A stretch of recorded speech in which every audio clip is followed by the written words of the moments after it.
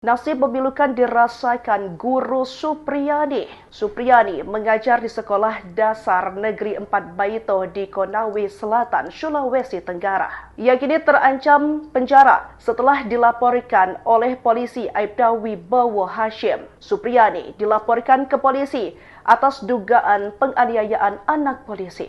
Aibda Wibowo Hashim mendapati luka di paha anaknya D 6 tahun pada Kamis 25 November 2024 silam. Bocah D mengaku jika ia dipukul oleh Supriyani saat berada di sekolah sehari sebelumnya. Aibda Wibowo yang tidak terima lantas melaporkan guru honorer itu ke Polsek Baito pada Jumat 26 November 2024 sekitar pukul 1 waktu Indonesia bagian tengah. Nasib Supriyani yang hanya guru honorer terancam diputus. Padahal ia sudah 16 tahun mengabdi dengan gaji sekitar 300.000 per bulannya. Selain terancam penjara, Guru Supriyani juga mendapatkan somasi dari Bupati Konawe Selatan, Surududin Dangga. Ia disomasi Bupati Konawe karena mencabut pernyataan surat damai. Surat somasi tersebut dikeluarkan Kepala Bagian Hukum Sekretariat Pemerintah Kabupaten Konawe Selatan, yakni Suhardi pada Rabu 6 November 2024. Ketua Persatuan Guru Republik Indonesia atau PGRI Sulawesi Tenggara,